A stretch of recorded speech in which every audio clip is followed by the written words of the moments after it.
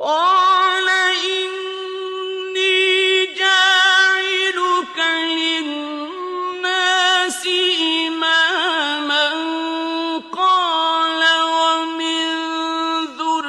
ذريتي قال لا ينال عهد الظالمين